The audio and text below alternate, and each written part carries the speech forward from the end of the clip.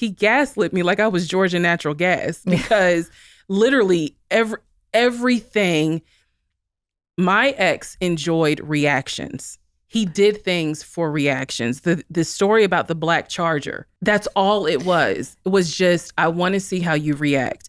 And I enjoy seeing you react the way that I wanted you to. So I enjoy seeing you freak out. He was controlling your emotions. But telling you that you were giving money together for someone who has passed away. I mean, that is as low as you can go.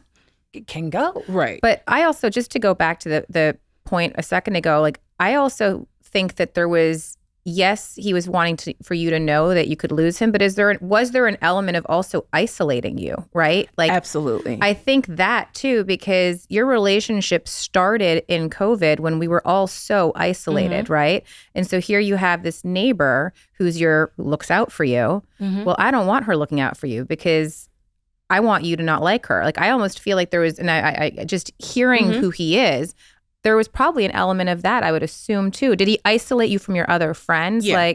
So, and one of my friends actually made a video about this where she talked about how we would get together for lunch all the time. And she was trying to get us to do a lunch, just do something, checking on each other. Are you good? Are you good mentally? Like I know COVID is, ramping up. And so she talked about how at the time he was claiming all these family members died from COVID. So he was presenting, we have got to be careful. You cannot go out with your friends. You cannot go out with your family because heaven forbid you bring COVID back to this home. And I don't want to lose you the way I lost my grandmother. I don't want to lose you the way I lost my uncle. So thinking back to those conversations, that weighed heavily on me because I'm like, oh my God, he has a point.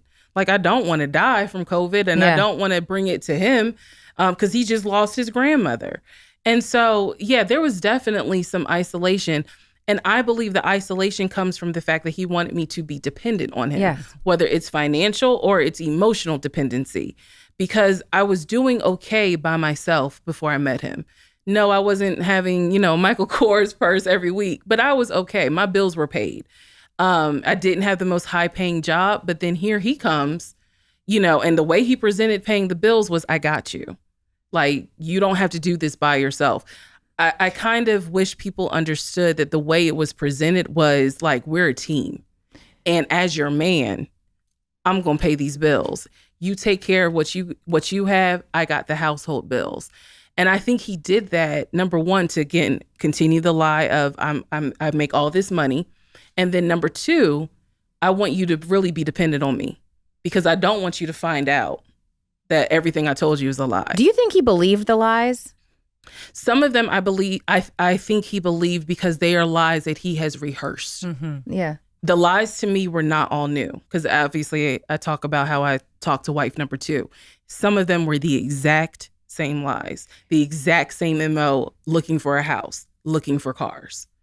Do you think he also played on the fact that he knew you wanted a baby? Absolutely. He knew you wanted a family. Absolutely. I was very open about it. Just like I was open in this series, I was very open with him about what it is I wanted. Because at the time, I thought that one of the things I should do is be honest about I'm dating with intention. And I didn't go into detail on it too much, but I do worry that, hey, when you tell someone I'm dating for marriage, you got to be careful. And I hope that the doctor kind of will elaborate on this because they can use it against you. That you're saying, look, I'm grown, I'm an adult. If you don't want the same thing as me, I wish you all the best. But then you may meet someone who's like, oh, I do want the same thing as you. And now I know what your weak spot is. And now I know how to use that to get what I want from you. So it was very well known that I wanted a family. I wanted to get married. And like I said, from the first date, he said he wanted the same thing.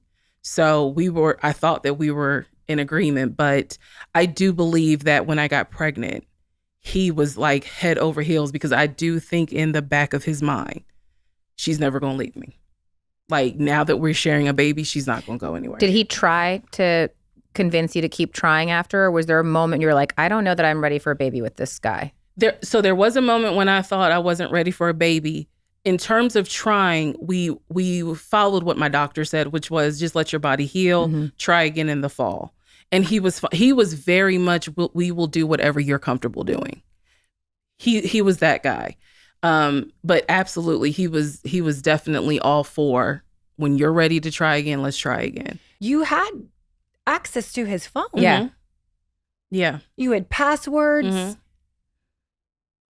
Why do you think he gave you that? And knowing that he was full of lies. So I mean, just even the Facebook Messenger alone. Exactly. yeah, what I really do think is that he was under the assumption, if I put everything on the table, You're there's not gonna nothing take for it. you to check because I'm giving you free access.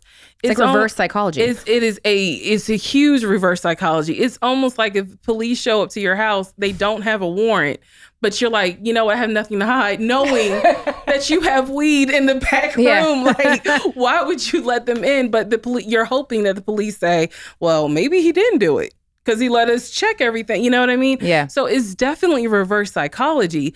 But I really think he was under the assumption I have nothing, because he always used to say, I have nothing to hide. And he always said, I don't like people who lie. And so, yes, here's my password. You can go through my phone. What's your password?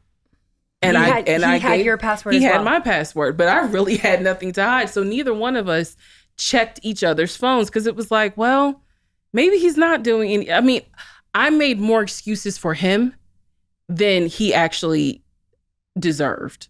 And that's why I say in this series, look, if I'm going to tell this story, let me go ahead and be accountable for my part, because there are things that I excused away that now I look back and I'm like, girl, if you had just What's one of the biggest ones you think you excused away?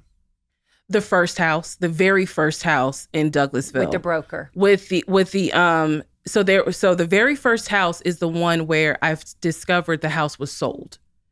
And I was pregnant at the time that I discovered the house was sold. And I talk about in the video series how I mentally told myself, okay, you're pregnant. Let him out of the lie. Like, I made that decision because I really truly thought that I thought that the lie was, oh, I put an offer on the house, and I thought that his offer wasn't accepted. And he just didn't have the heart to tell me.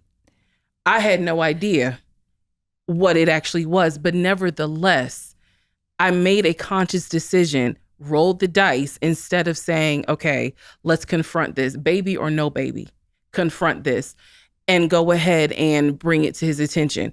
And I did not do it. So that to me was the one area that I really kick myself on, because I'm like, if this is one of those things, if you had dug a little deeper, the dominoes would have fell sooner.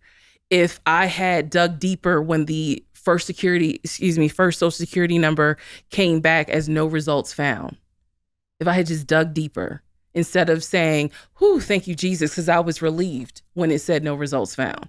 But I kind of made an excuse to myself, like, well, no results found, that could be, I got the number wrong, or he's perfect. I got and there's the number nothing, wrong. Yeah, you took I'm the blame. paranoid. Yeah. Instead of me digging deeper. And so there's so many opportunities in this story. And that's why I've been saying, I hope this helps someone, because I had ample chances to dig deeper, and the dominoes would have fallen much sooner before anything.